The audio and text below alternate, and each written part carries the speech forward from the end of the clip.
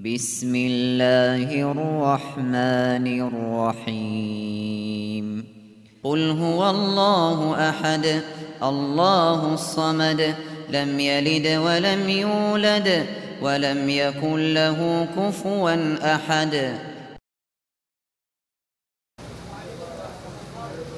السلام عليكم ورحمة الله وبركاته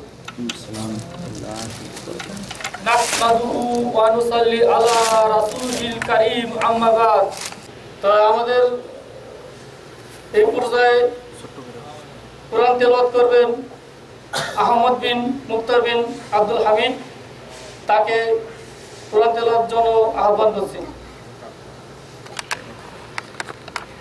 أعوذ بالله من الشيطان الرجيم بسم الله الرحمن الرحيم تبارك الذي بيده الملك وهو على كل شيء قدير الذي خلق الموت والحياة ليبلوكم أيكم أحسن عملا وهو العزيز الغفور الذي خلق 7 سماوات طباقا ما ترى في خلق الرحمن من تفاوت فارجع البصر هل ترى من فطور. السلام عليكم ورحمة الله وبركاته. إن الحمد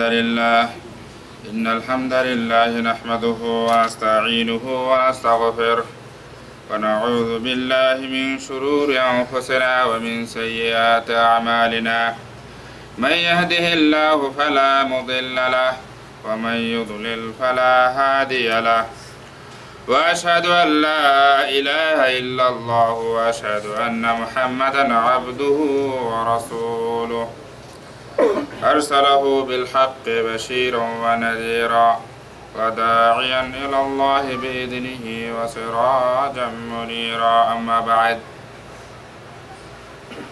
فإن خير الحديث كلام الله وخير الهدي محمد صلى الله عليه وسلم فإن شر الأمور محدثاتها وكل محدثة بدعة وكل بدعة ضلالة وكل ضلالة في النار فأعوذ بالله من الشيطان الرجيم ومن يطع الله ورسوله يدخله جنات تجري من تحتها الأنهار خالدين فيها وذلك الفوز العظيم.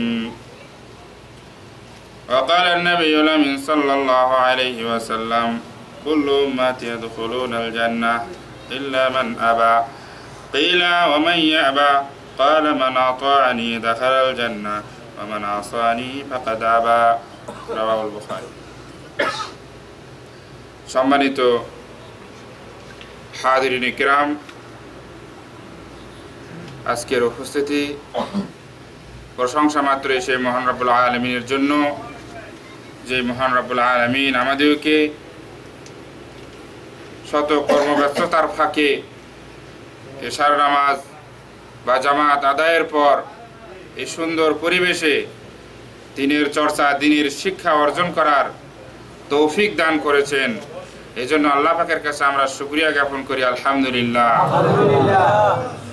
অনেকেই বলতে পারেন যে এখানে এসে ওয়াজ শোনা এটা এত বড় তৌফিক আর কি হতে পারে, বা নামাজ পড়া। আমরা সকলেই জানি অসংখ্য মানুষ বাইরে ওয়াজাতা কোনো কাজ নেই, আগামীকাল ছুটি আছে, তারপরেও দেখবেন যে তারা সময় অপচয় করতেছে, নামাজ পড়তেছে না বা দিনের চর্চা শেখার ব্যাপারে তাদের আগ্রহ নেই।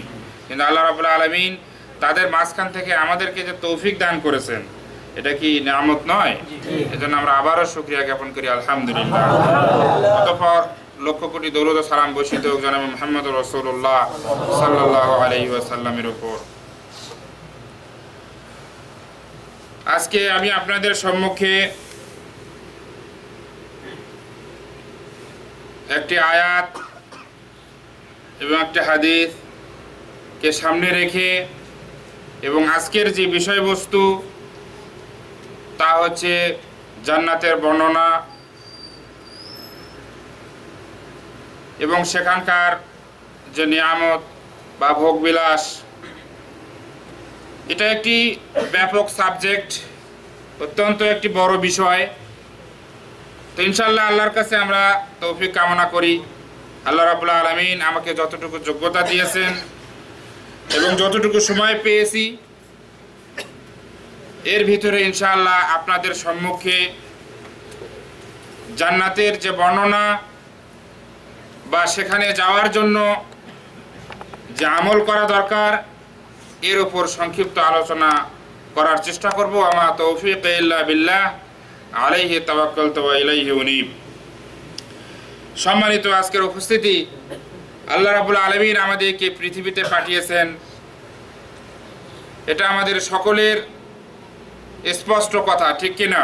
যেহেতু আমরা পৃথিবীতে এসে গেছি, আর এই পৃথিবীতে পাঠানোর পিছনে তার কিন্তু একটি উদ্দেশ্য রয়েছে, যেটা আমরা সকলেই জানি, যে এক কথায় যে ইবাদতের জন্য, যেটা আল্লাহ রাব্বুল আলামিন বলেছেন ওমা খালাকতুল জিন্না ওয়াল ইনস ইল্লা লিয়াবুদুন, আমি জিন এবং মানব জাতিকে একমাত্র আমার দাসত্ব করার জন্য সৃষ্টি করেছে। এটা আমরা সকলেই স্বীকার করি এবং সংক্ষিপ্তভাবে আমরা ইবাদত যতটুকু করি না করি, কিন্তু এটাও আমরা আশা রাখি যে আল্লাহ রাব্বুল আলামিন যাতে আমাদেরকে জান্নাত দেন, ঠিক কিনা ভাই?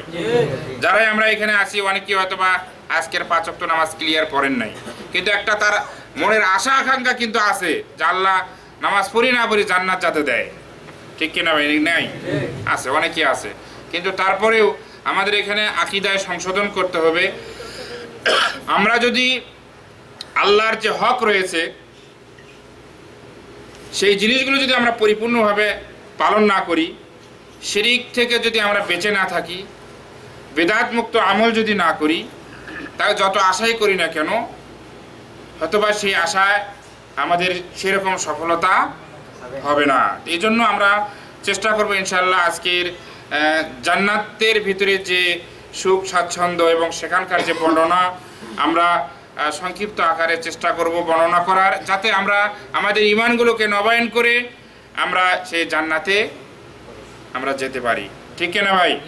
কি আমরা রাজি আছি তো ইনশাআল্লাহ? জি।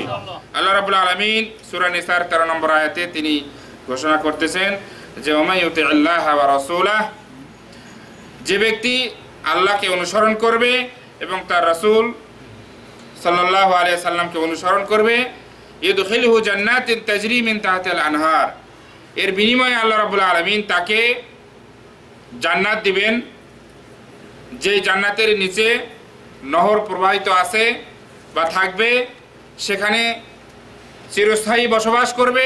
ওয়াযালিকাল ফাউজুল আযীম, আর যে এইরকম জান্নাত অর্জন করবে আসলে মূলত তার জন্যই হচ্ছে বিশাল সাফল্যতা, ঠিক কিনা ভাই?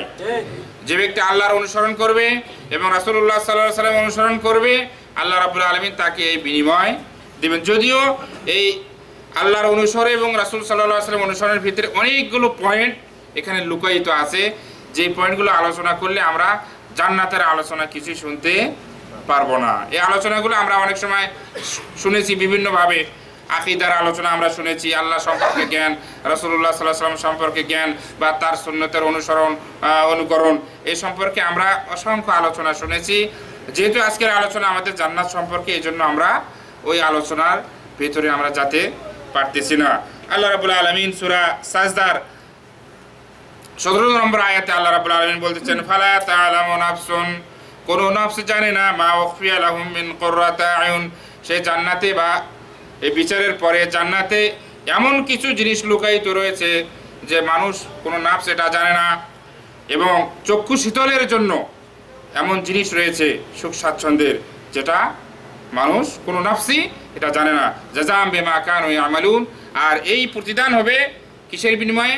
পৃথিবীতে যে যেরকম আমল করবে, যে যেরকম আকীদা বিশ্বাস নিয়ে আপনার জীবনযাপন করবে, সেই হিসেবেই কিন্তু আল্লাহর কাছে এর বিনিময় পাবে। বুখারী, সহিহ বুখারীতে একটি হাদিস রয়েছে, আল্লাহ রাসূল সাল্লাল্লাহু আলাইহি সাল্লাম বলেছেন কুল্লু উম্মতি ইয়াদখুলুনাল জান্নাহ। এটা আমরা হাদিসটা হয়তো অনেকেই শুনেছি, তারপরও স্মরণার্থে আমি সকলকে বলতেছি, আল্লাহ রাসূল সাল্লাল্লাহু আলাইহি সাল্লাম বলতেছেন, কুল্লু উম্মতি ইয়াদখুলুনাল জান্নাহ, আমার সমস্ত উম্মত জান্নাতে প্রবেশ করবে, ইল্লা মান আবা, কিন্তু যে অস্বীকার করবে। পৃথিবীতে কেউ আছে যে জান্নাতে যেতে অস্বীকার করবে? তাকে জিজ্ঞাসা করা হলো, সাহাবায়ে কেরাম জিজ্ঞাসা করলেন যে এমন কোন হতভাগা আছে, এমন কে আছে যে জান্নাতে যেতে অস্বীকার করে? আল্লাহ রাসূল সাল্লাল্লাহু আলাইহি সাল্লাম এর ভেদ, এর যে গোপন তথ্য তিনি ফাঁস করে দিলেন, জানিয়ে দিলেন। ওমাইয়া আবা, জিজ্ঞাসা করা হলো যে কে এরকম অস্বীকার করবে? আল্লাহ রাসূল সাল্লাল্লাহু আলাইহি সাল্লাম বললেন, মান আতাআনি দাখালাল জান্নাহ, যে ব্যক্তি আমার অনুসরণ করবে সে জান্নাতে প্রবেশ করবে। ওয়া মান আসানি ফাকাদ আবা, আর যে আমার নাফরমানি করবে, আমার আনুগত্য করবে না, মূলত সেই কি করলো? অস্বীকার করলো। সম্মানিত উপস্থিতি, তো আমাদের এখানে অনেকেই আছে রাসূলুল্লাহ সাল্লাল্লাহু আলাইহি সাল্লামের আমরা আদর্শকে শোনার পরেও অবজ্ঞা করি, রাসূলুল্লাহ সাল্লাল্লাহু আলাইহি সাল্লামের আদর্শকে শোনার পরেও আমরা অন্য পথে চলার জন্য আমরা হাত বাড়াই, পা বাড়াই। কিন্তু আমাদের উচিত হবে যখনই রাসূলুল্লাহ সাল্লাল্লাহু আলাইহি সাল্লামের সুন্নাহ বিদ্যমান, সেখানে সকল মতামত ছেড়ে দিয়ে সেই পথ এবং মতকে আমাদের ধরতে হবে। আল্লাহ রাব্বুল আলামিন আমাদের সকলকে সঠিক জিনিস বোঝার তৌফিক দান করুন, সকলে আল্লাহুম্মা আমিন। জান্নাতের বিষয়ে আলোচনা আগে আমরা জানি, আমরা হয়তো বা সাধারণভাবে সকলেই বিশ্বাস করি জান্নাত আছে, বা জান্নাত আল্লাহ রাব্বুল আলামিন মুত্তাকিনদেরকে দান করবেন। কিন্তু এমন সম্প্রদায়ও আছে যারা এই জান্নাতকে অস্বীকার করে, আছে না ভাই? জান্নাতকে অস্বীকার করে, অথবা এমন কেউ আছে জান্নাত এরকম বলে যে এখনো সৃষ্টি করা হয়নি। তো এই জন্য আমরা পরিষ্কার হওয়ার জন্য যে হাদিসে এরকম কোনো তথ্য আছে কিনা যার দ্বারা আমরা এটা প্রমাণ করতে পারি যে হ্যাঁ জান্নাতের অস্তিত্ব এখনো বিদ্যমান, আমরা ওই হাদিসকে স্মরণ করি। আন আবি হুরায়রা রাদিয়াল্লাহু আনহু আন্না রাসূলুল্লাহ সাল্লাল্লাহু আলাইহি ওয়াসাল্লাম قال ইযা জাআ রমাদান ফুতিহাত আবওয়াবুল জান্নাহ, রাওয়াহু মুসলিম। আমরা সকলেই জানি এই কিছুদিন পরে আমাদের রমজান মাস আসবে। রমজান মাস আসলে আল্লাহ রাসূল সাল্লাল্লাহু আলাইহি ওয়াসাল্লাম বলছেন যে ফুতিহাত আবওয়াবুল জান্নাহ, জান্নাতের দরজাসমূহ খুলে দেওয়া হয়। তাহলে এই হাদিস দ্বারা কি প্রমাণিত হলো? যে জান্নাত আছে, ঠিক কি না? জান্নাত আছে এবং সৃষ্টি করা হয়েছে। আর যারা এর বিপরীতে বিশ্বাস রাখেন সেটা অনেক আলোচনার অপেক্ষা রাখে, সেগুলো আমরা ইনশাআল্লাহ অন্য সময় জানবো। এখন আমরা জানবো যে জান্নাতের প্রসিদ্ধ নামসমূহ কি। আল্লাহ রাব্বুল আলামিন বিভিন্ন সময় বিভিন্নভাবে এই জান্নাতের যে অন্য নাম বা এর অন্য কোনো শব্দ আছে কিনা এরকম ব্যবহার করে তিনি বুঝাতে চেয়েছেন যে জান্নাতের আরও একাধিক নাম রয়েছে। এর ভিতরে আমরা জানি অনেকেই যে জান্নাতুল ফেরদাউস রয়েছেন, জান্নাতুল আদন রয়েছেন, জান্নাতুল খুলদ, এরপরে জান্নাতুল নাঈম, জান্নাতুল মাওয়া, দারুস সালাম, দারুল মুত্তাকিন, দারুল করার, মাকামুন আমিন, দারুল আখিরা, দারুল মুকামা, এরপরে মাকাদুস সিদক, এরপরে আল হোসনা, তুবা, এরকম অনেক নাম মুহাদ্দিসিনে কেরাম বা যারা এই বিষয়ে গবেষণা করেছেন তাদের চিন্তার ফসল। প্রায় আমি এখানে 14টি নোট করেছি যে জান্নাতের আরও অনেক নাম রয়েছে যেগুলো আমি আপনাদের সম্মুখে উপস্থাপন করলাম। এগুলো কিছু কিছু অর্থ আছে, যেমন দারুস সালাম, যে নিরাপত্তার ঘর। তার মানে আপনি জান্নাতে প্রবেশ করলে সেখানে নিরাপত্তা, সেখানে কোনো হরতাল মিছিল পিকেটিং, সেখানে গ্যাঞ্জাম, এখানে ময়লাযুক্ত কোনো জিনিস, সেখানে সকল দিক দিয়ে সেখানে নিরাপত্তার বেষ্টনীতে আবদ্ধ করা থাকবে।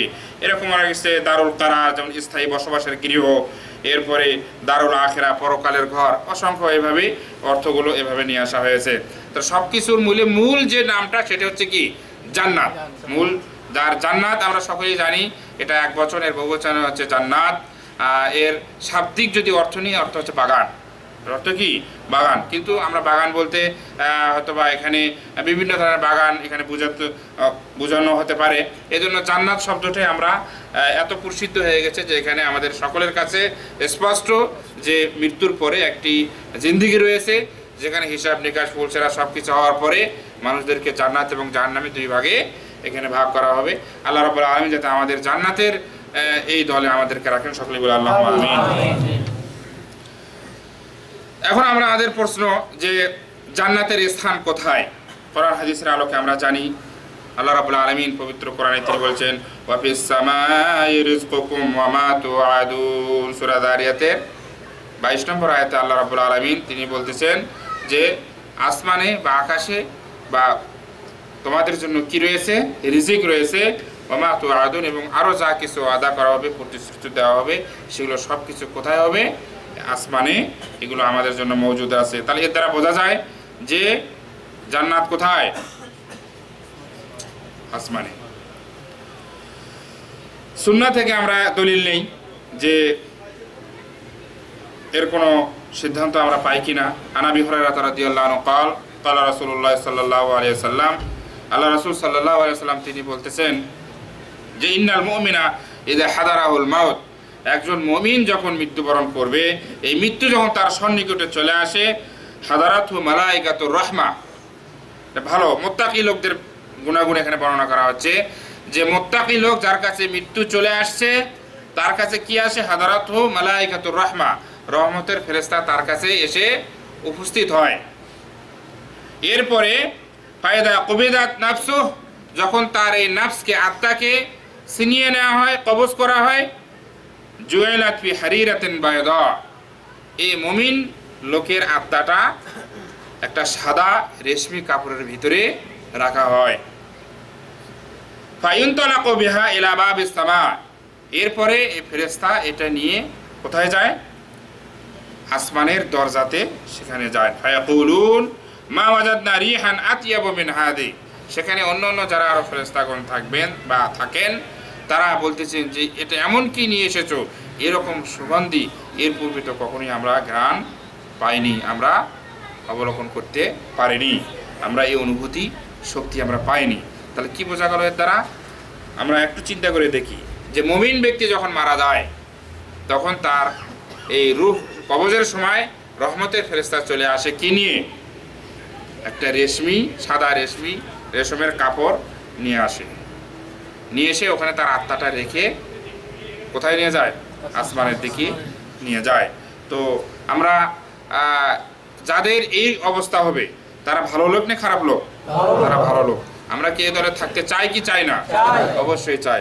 আমরা সকলেই আল্লাহর কাছে এটাই দোয়া করব আল্লাহ রাব্বুল আলামিন যাতে আমাদের এই শ্রেণীর লোকদের অন্তর্ভুক্ত করে দেন। যখন মৃত্যু চলে আসবে তখন যাতে ফেরেশতা এইভাবেই যে বর্ণনা আছে এই বর্ণনা অনুপাতে আমাদের কাছে আছেন, যাতে করে আমরা জান্নাতে প্রবেশ করতে পারি। সকলে বলে আল্লাহুম্মা আমিন।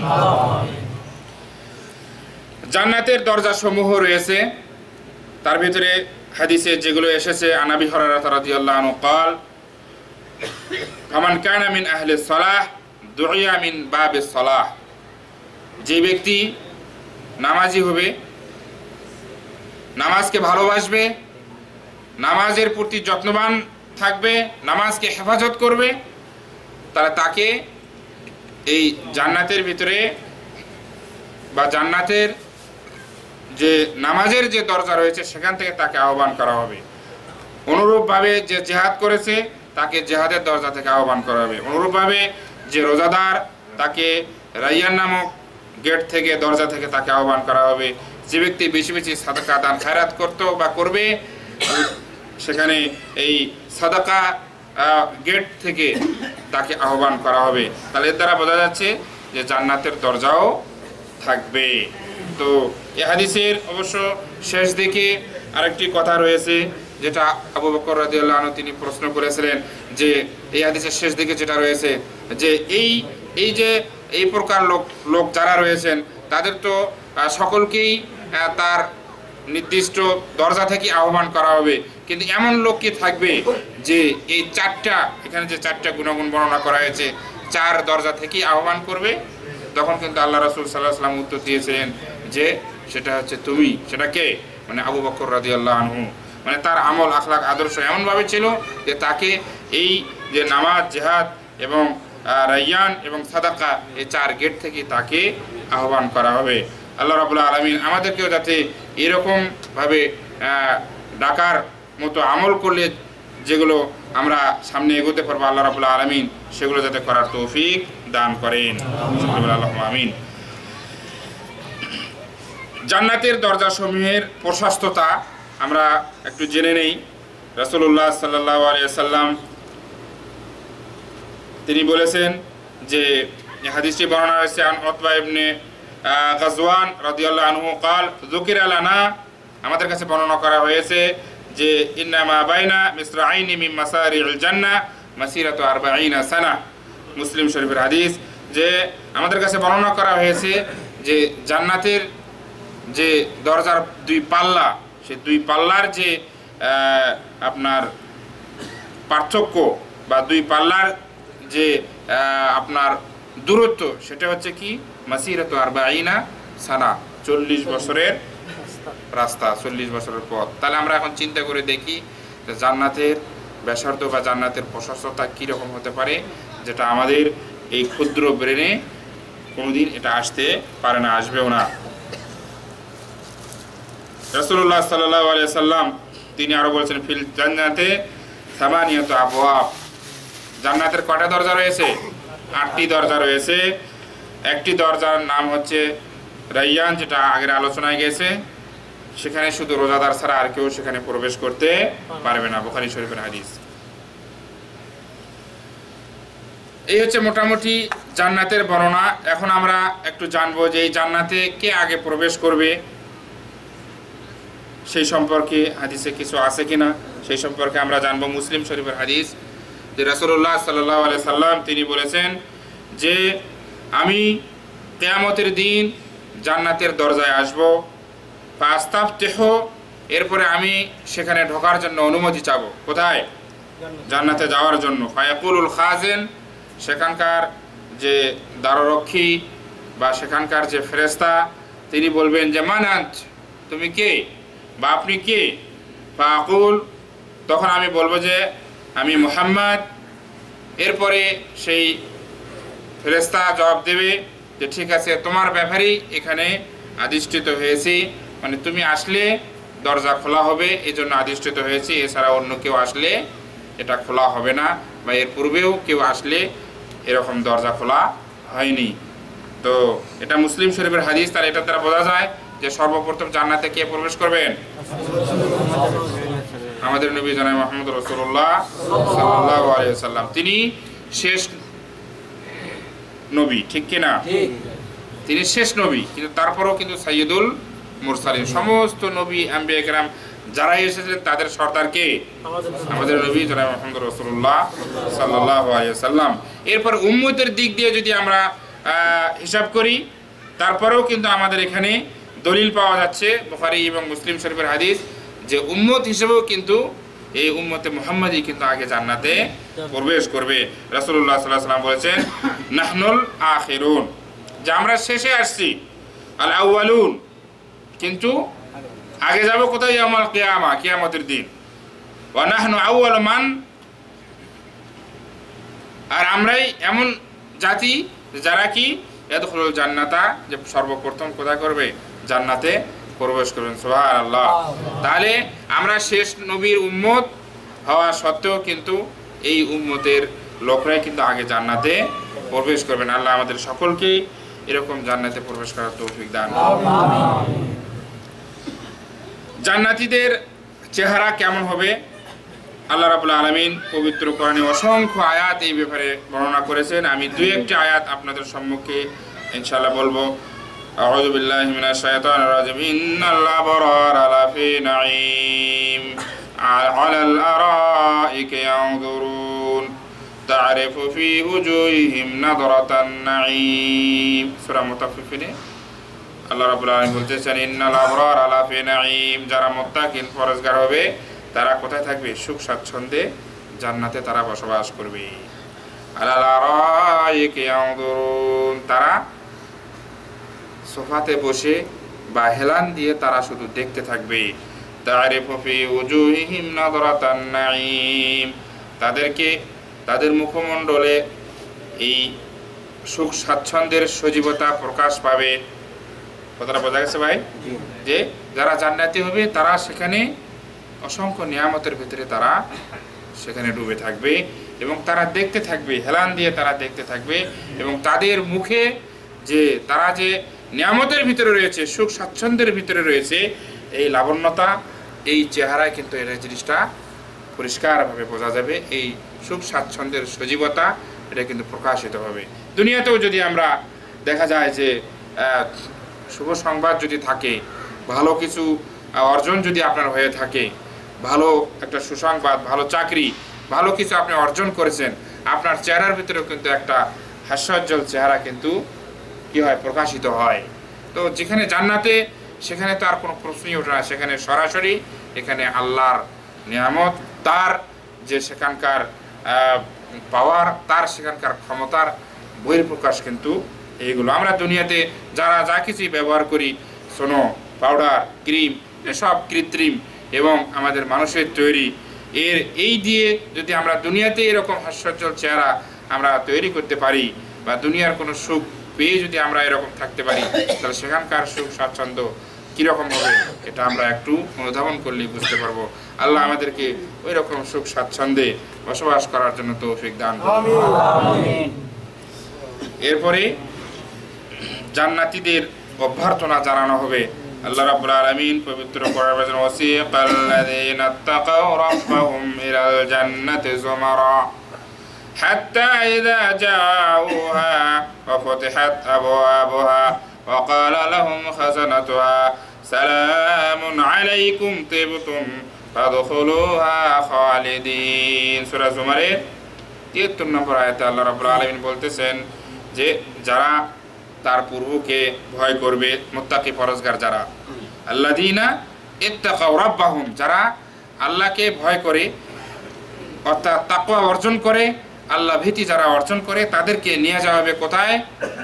জান্নাতের দিকে। জুমারা দলে দলে তাদেরকে কোথায় নিয়ে যাওয়া হবে? জান্নাতের দিকে নিয়ে যাওয়া হবে। যদি সে পরহেজগার হয়, মুত্তাকি হয়, সে যদি দুনিয়াতে সঠিকভাবে হালাল হারাম সব কিছু মেনে যদি সে আল্লাহর সান্নিধ্য লাভ করে থাকে, তাহলে কিয়ামতের দিন তাদেরকে জান্নাতের দিকে নিয়ে যাওয়া হবে। হাত্তা ইযা জাউহা, যতক্ষণ পর্যন্ত তারা এই জান্নাতের কাজে না এসেছে। ওয়া ফুতিহাত আবওয়াবুহা, এবং জান্নাতের দরজাসমূহ খুলে দেওয়া হবে।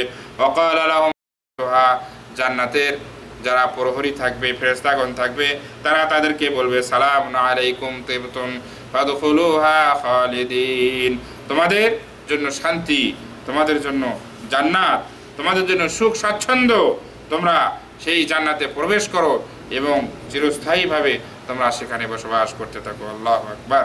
আল্লাহ আমাদেরকে এরকম যে লোভনীয় স্থান, সেখানে যাওয়ার জন্য যে সমস্ত আমল, আকীদা, আখলাক, আদর্শ, যে সমস্ত আমাদের কর্মকাণ্ড করা দরকার দুনিয়াতে, এবং যে সমস্ত জিনিস থেকে বেঁচে থাকলে এগুলো আমরা করতে পারবো, সঠিক আমল, আল্লাহ আমাদেরকে সে তৌফিক দান করুন। জান্নাতীদের খাদ্য আলোচনা, আসলে অভ্যর্থনার ব্যাপারে আরও অনেক আয়াত রয়েছে, কিন্তু এই স্বল্প সময়ে বলা সম্ভব না। ভাবছিলাম সময় পাবো 1 ঘন্টা, পরে আবার পেলাম 45 মিনিট, সুতরাং সময় শেষের দিকে। তো আমরা একদম সংক্ষেপে আমরা সবগুলো একটু একটু করে জানার চেষ্টা করি। জান্নাতীদের প্রথম খাদ্য হবে, আমরা হয়তো অনেক সময় শুনেছি যে মাছের কলিজি, আসলে মাছের কলিজা, আসলে বিষয়টা ওই রকমই যে আনাস ইবনে মালিক রাদিয়াল্লাহু আনহু আন্না আব্দুল্লাহ ইবনে সালাম রাদিয়াল্লাহু আনহু সাআলান নবী সাল্লাল্লাহু আলাইহি ওয়াসাল্লাম, এই সাহাবী রাসূলুল্লাহ সাল্লাল্লাহু আলাইহি ওয়াসাল্লামকে জিজ্ঞাসা করলেন, মা আউয়ালু তুআমিন ইয়াকুলুহু আহলুল জান্নাহ, প্রথম কি এমন খাদ্য রয়েছে, কি খাবার, যে খাবারটা জান্নাতবাসী তারা গ্রহণ করবে, খাবে। ফাকালা, যে জিয়াদাতু কাবিদুল হুত, যে এই মাছের যে অতিরিক্ত কলিজা রয়েছে, সে কলিজা মানুষ সেখানে জান্নাতের ভিতরে সর্বপ্রথমে খাবে। এটা বুখারী শরীফের বর্ণনাতে রয়েছে। তো এরকম অসংখ্য খাদ্যের বর্ণনা রয়েছে যেগুলো এই স্বল্প সময়ে আলোচনা করা সম্ভব নয়। রাসূল এরকম হাদিসও রয়েছে অনেক, তারপরেও সংক্ষেপে আমাদের আলোচনা করতে হবে। আল্লাহ রাব্বুল আলামিন পবিত্র কোরআনে বলছেন, উদখুলুল জান্নাতা আনতুম ওয়া আজওয়াজুকুম তুহবারুন, তোমরা এবং তোমাদের স্ত্রীরা স্বাচ্ছন্দ্যে তোমরা জান্নাতে প্রবেশ করো এবং সেখানকার যে খাদ্য রয়েছে তোমরা সেখানে সেগুলো গ্রহণ করতে থাকো। ইউতাফু আলাইহিম বিসিহাফিম মিন যাহাবিন, সেখানে পরিবেশন করা হবে স্বর্ণের আপনার প্লেট, এরপরে স্বর্ণের গ্লাস, এবং নাফস যা চাবে সেখানে সব কিছু সেখানে পরিবেশন করা হবে। বা তালাদুল আয়ুন, এবং চোখ বা দৃষ্টি যেগুলো দেখলে একদম পরিতৃপ্তি হয়ে যাবে, তৃপ্তি হয়ে যাবে যেগুলো দেখলে চোখ, সেগুলো সেখানে রয়েছে। ওয়ান্তুম ফিহা খালিদুন, এবং যারা এই পরিবেশ পর্যন্ত যেতে পারবে সেখানে তারা চিরস্থায়ী থাকবে, সেখান থেকে আসার কোনো সুযোগ নেই। আল্লাহ আমাদেরকে সেখানকার মেহমান বানিয়ে নিয়ে আমিন।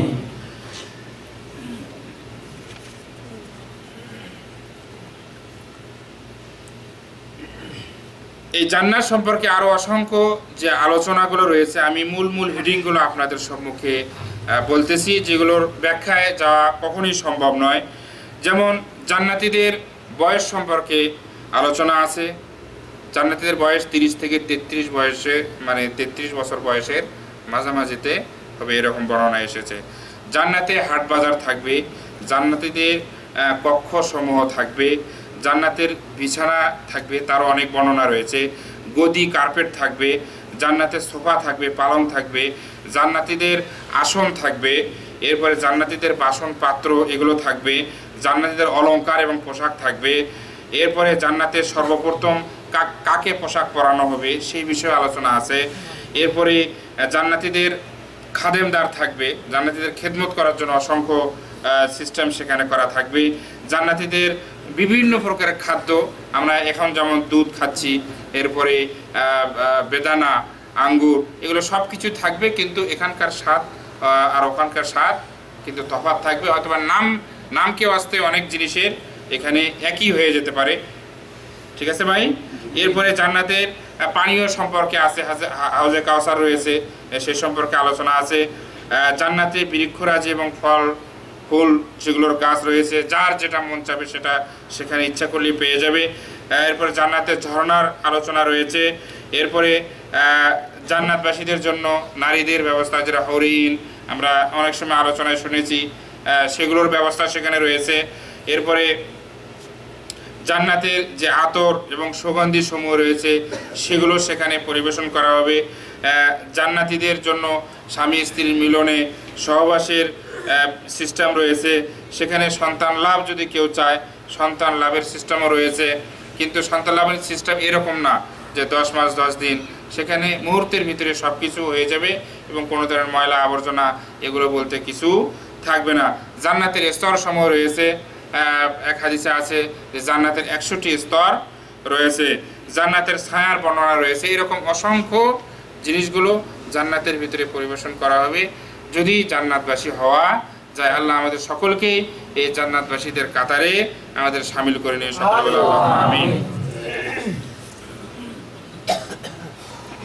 এখন আমরা একটু জানবো যে এই জান্নাতে যেতে গেলে কি কি কাজ করলে আমরা মোটামুটিভাবে ওই পর্যন্ত পৌঁছতে পারবো। আমরা সেই সম্পর্কে একটু নিজেদের ঈমানগুলো নবায়ন করি।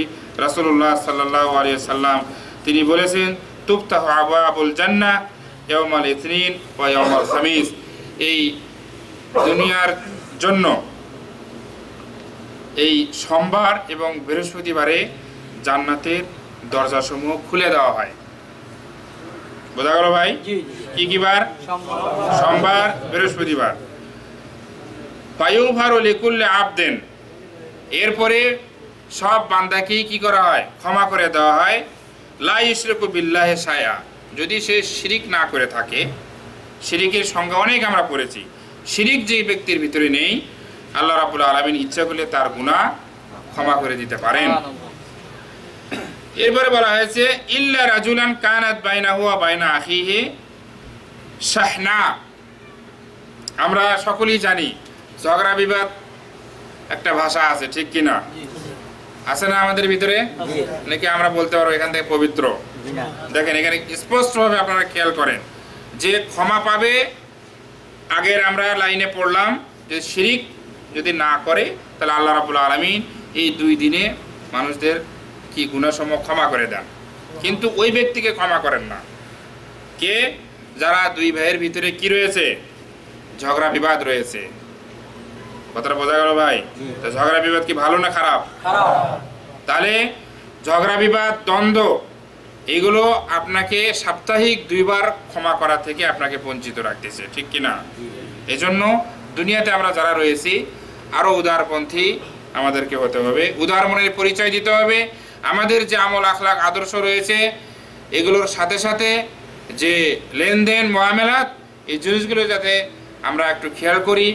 একজনের সাথে ঝগড়া লাগতেই পারে, একজনের সাথে আমাদের লেনদেনে সমস্যা হতেই পারে, এটা যাতে স্থায়ী না হয়, এটা যাতে একটা সমাধানে এসে যাতে সুরা হয়ে যায়। কথাটা 3 বার বলা হয়েছে, ফায়ুকাল আনদিরু হাদাইনি হাত্তা ইয়াসতালিহা, যে দেখো অপেক্ষা করো যতক্ষণ পর্যন্ত এরা মীমাংসায় না হয়েছে ততক্ষণ পর্যন্ত এদের জন্য কোনো ক্ষমা নেই। রাসূল সাল্লাল্লাহু আলাইহি ওয়াসাল্লাম 3 বার এই কথাটা উল্লেখ করেছেন।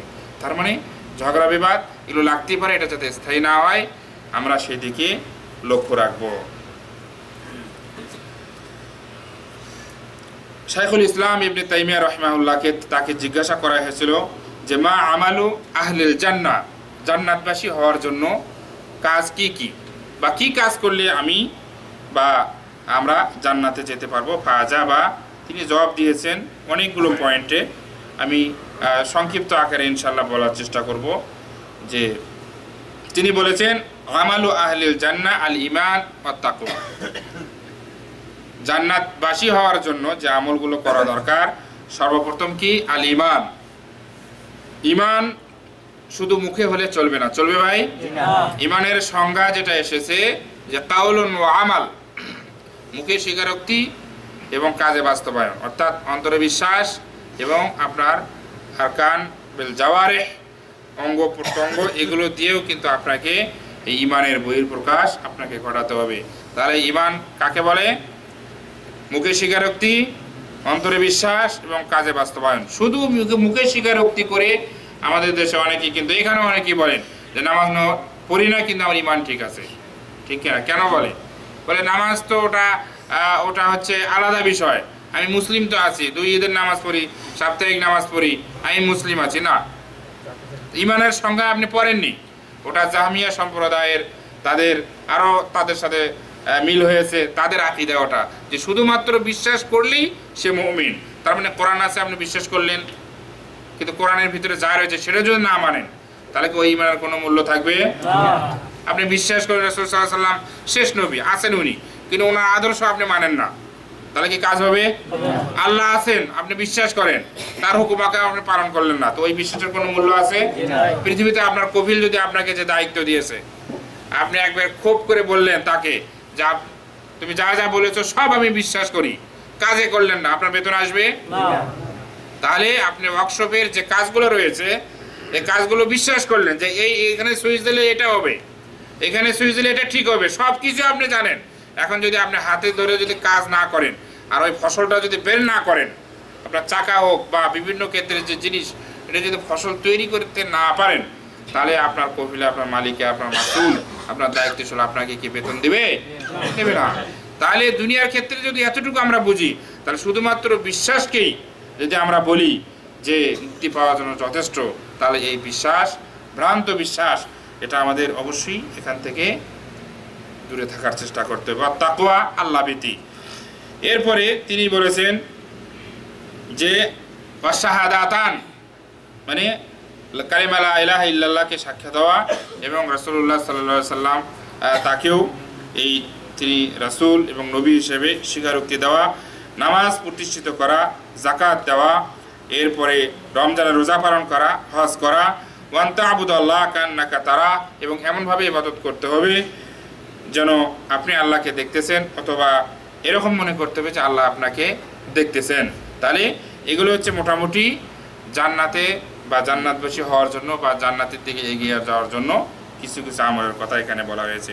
এরপরে তিনি আরও বলেছেন যে কথা বলার সময় সত্য কথা বলা, এরপরে আমানতদারিতা রক্ষা করা, এরপরে ওয়াদা করলে ওয়াদা রক্ষা করা, এরপরে পিতামাতার খেদমত করা, এরপরে আত্মীয়তার সম্পর্ক বজায় রাখা, ওয়াল ইহসান ইলাল জার ওয়াল ইয়াতীম, এবং এতিম মিসকিন অনাথ যারা রয়েছে তাদের পাশে দাঁড়ানো, তাদেরকে আপনার দান করা, তাদেরকে সাদকা করা, এবং আপনার অধীনস্থ যারা রয়েছে তাদের প্রতি সহানুভূতি দেখানো এবং ইখলাসের সাথে কাজ করা, আল্লাহর উপর তাওয়াক্কুল করা এবং কোনো কাজ করলে আশা আকাঙ্ক্ষা এবং ভালোবাসার সাথে কাজ করা এবং রাসূলুল্লাহ সাল্লাল্লাহু আলাইহি সাল্লামকে ভালোবাসা এবং আল্লাহকে সবসময় ভয় করা, সবুর করা, শুকর করা, তার যে সমস্ত নিয়ামতগুলো রয়েছে, এই হচ্ছে মোটামুটি তার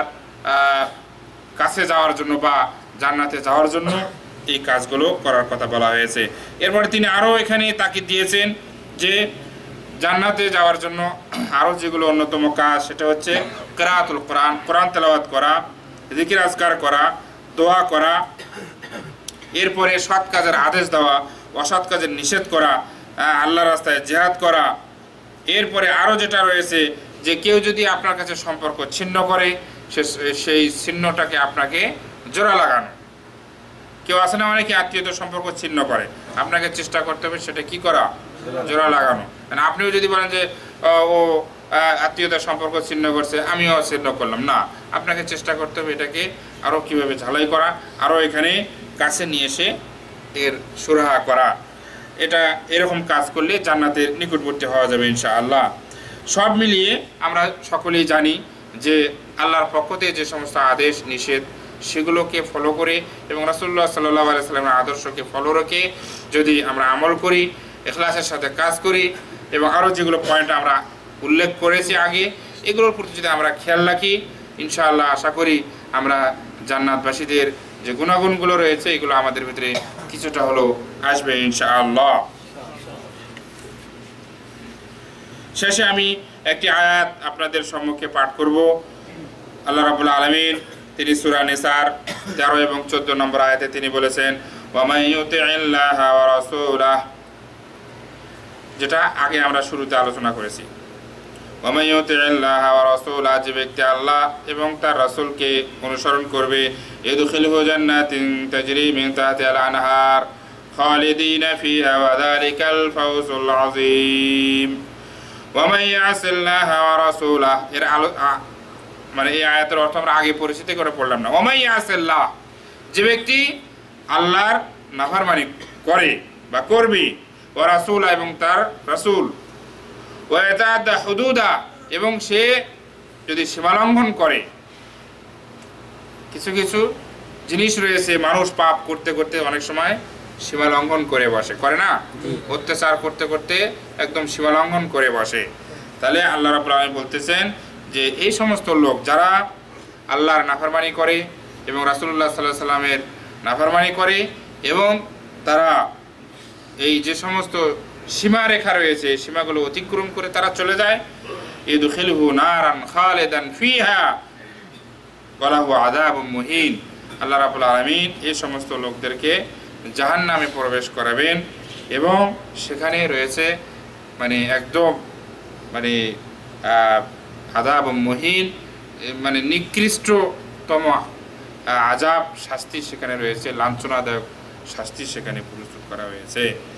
তো সর্বোপরি আমরা আল্লাহর কাছে তৌফিক কামনা করি আল্লাহ রাব্বুল আলামিন যাতে আমাদেরকে এই জান্নাতবাসীদের আমল যে আমরা শুনলাম এই সমস্ত আমল করিয়ে দুনিয়া এবং আখিরাতের উভয়কালের কল্যাণ যাতে আমরা অর্জন করতে পারি, সকলে বলে আল্লাহুম্মা আমিন। আমরা সবসময় আমরা উদার মন নিয়ে এবং দুনিয়াতে আমরা সকলেই জানি এখানে ক্ষণস্থায়ী, ঠিক কিনা ভাই? কেউ আমরা এখানে কিন্তু এই বিশ্বাস করি না যে আমরা স্থায়ী বাসিন্দার জন্য এসেছি। এজন্য আমাদের সর্বপ্রথম আমরা আমাদের এই ব্রেন আমাদের ঠিক করতে হবে এবং এখানে যে ভালো ভালো জিনিসগুলো সেই জিনিসগুলো সেখানে স্থাপন করতে হবে। তাহলে আমাদের আপনাদের জীবন ইনশাআল্লাহ ভালোতে পরিণত হবে এবং ভালো কাজগুলো সামনে আসবে আপনার মেমোরিতে যদি আপনি ভালো জিনিসগুলো স্থাপন করেন। এজন্য আল্লাহর কাছে দোয়া করতে হবে। আল্লাহর কাছে দোয়া করতে তো কোনো কার্পণ্যতা নেই, ঠিক কিনা ভাই? আমরা আল্লাহর কাছে দোয়া করব যে আমরা এবং সূরা ফাতিহাতে সবসময় আমরা বলি ইহদিনাস সিরাতাল মুস্তাকিম, ঠিক কিনা, যে আমরা সরল এবং সঠিক পথে আমাদেরকে পরিচালিত করুন। তো এই জন্য কিছু আমাদের প্রচেষ্টা করতে হবে, ঠিক কিনা? লাইসা লিল ইনসানি ইল্লা মা সাআ, মানুষের জন্য কিছুই নেই চেষ্টা ছাড়া। চেষ্টা হচ্ছে যে এরকম অনুষ্ঠানে আসা, চেষ্টা হচ্ছে একটা সিডি শোনা, চেষ্টা হচ্ছে একটা বই আপনার অধ্যয়ন করা, চেষ্টা হচ্ছে কিছুই হচ্ছে না, তো টেলিফোনের মাধ্যমে শায়েখের কাছে মাসলা জেনে নেওয়া, ভালো কাজে সহযোগিতা করা, অন্যায় কাজ যেটা রয়েছে সেখানে বাধা দেওয়ার জন্য উদ্যোগী হওয়া, এই জিনিসগুলো কিন্তু আমাদের চিন্তায় থাকতে হবে। এগুলো যদি আমাদের ভূমিকায় না থাকে তাহলে ডাইরেক্ট যদি আমরা জান্নাত পাওয়ার আশা করি তাহলে কি ভাই সম্ভব? সম্ভব নয়। তো জান্নাতের যে সমস্ত আলোচনা, যে সুখ স্বাচ্ছন্দ্য আমরা শুনলাম, এগুলো অর্জনের জন্য আমাদের দুনিয়াতেই কিন্তু এর ব্যবস্থা নিতে হবে। মরার পরে এই চিন্তা করে কোনো লাভ নেই, আছে ভাই? মৃত্যুবরণ করার পরে কোনো আর ঔষধ আছে? হয়তোবা কিয়ামতের দিনে অনেকেই দুনিয়া আবার আসতে চাইবে, কিন্তু সেই দোয়া তো কবুল হবে না। হবে? হবে না। আমরা আল্লাহর কাছে সর্বোপরি সকলের জন্য আমরা দোয়া করি, মুমিন মুমিনা যারাই অতিবাহিত হয়ে গেছেন, মারা গেছেন, আল্লাহ রাব্বুল আলামিন তাদের কবরের আযাব মাফ করে দিন। এবং আমরাও যারা এই মৃত্যুর পথে এগোচ্ছি, প্রতিদিন আমরা আমাদের জীবন থেকে একটা সেকেন্ড, একটা মিনিট, একটা দিন কিন্তু কমে যাচ্ছে, ঠিক কিনা? আমরা কবরের দিকে কিন্তু আমরা হাঁটি হাঁটি পা করে আমরা এগিয়ে যাচ্ছি। সেখানেও আমাদের প্রশ্ন করা হবে, সেখানেও আমাদের কিয়ামতের প্রথম স্তর, এখানে আমাদের সম্মুখীন হতে হবে। সেখানেও যাতে আমরা সঠিকভাবে সেখানে প্রশ্ন উত্তর দিতে পারি, আল্লাহ যাতে আমাদের সে তৌফিক দান করেন। আল্লাহ যাতে আমাদেরকে জান্নাতুল ফেরদাউস নসিব করেন।